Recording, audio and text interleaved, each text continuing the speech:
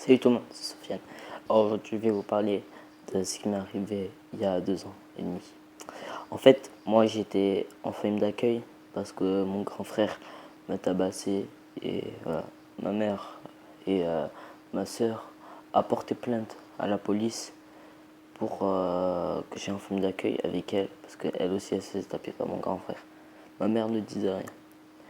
Après, quand tu es en famille d'accueil, soit tu te retrouves en foyer, un endroit où tu dors dans une école et de ça, où tu peux faire ce que tu veux, ou en famille d'accueil. Moi, j'étais en famille d'accueil et ça a été vraiment très très dur pour moi. Au début, je trouvais ça assez bien parce que voilà, j'avais vu des trucs de tout ça. Il y a des potes qui m'ont parlé de bien de ça, mais en fait, tu vis avec d'autres personnes. Moi, j'ai vécu tout seul à la campagne, en ville. Et tout ça. Moi, j'ai vécu à la campagne. Franchement, je vous dis, prenez soin de votre mère et de ça, de votre père, faites pas de conneries. Bref, alors moi j'étais pendant 6 mois en famille d'accueil, après 8 mois en famille d'accueil. Je suis passé devant le juge et aujourd'hui encore je suis encore devant le juge. Ce que je veux dire c'est que être en famille d'accueil c'est pas comme la série. Non, là c'est tu vis avec une mère et un père mais c'est pas tes vrais parents, c'est d'autres personnes. C'est des personnes qui ont accepté, c'est leur bro. C'est-à-dire t'es juste pour eux, toi t'es juste un gagne-pain. Franchement, je lui ai dit, prenez encore soin, prenez, faites pas de conneries. Et quand tu es en famille d'accueil aussi, c'est que tu fais tout ce que tu ne fais pas tout ce que tu veux. Tu as des règles et tout ça. Tu as une vie de famille, mais pour moi, eux, je leur disais nique ta mère. Parce que pour moi, eux, j'étais juste leur habit. J'étais. Moi, je suis pas comme eux. Je suis pas. C'est des fils de pute. Eux, ils s'occupent des enfants juste pour gagner 5 euros de l'heure. Franchement, moi, je préfère directement vivre tout seul dans la rue. Après, non, après, je suis parti. Je suis parti pendant. Je suis parti pendant une semaine.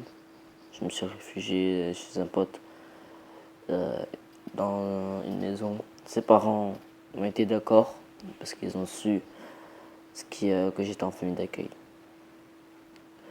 Franchement, je vous dis, c'est que moi, quand j'y pense encore, ça me fait pleurer. Même si je suis un mec. Franchement, ça veut dire que. Comment dire? Ça fait mal parce que tu veux dire que voilà, c'est être en famille d'accueil et tu revois plus tes parents, celle qui t'a fait au monde et celui qui t'a fait au monde. Et tu ne les vois plus, tu as envie de leur faire un câlin. Et moi, je l'avais vu, ma daronne elle pleurait quand je l'avais vue une dernière fois.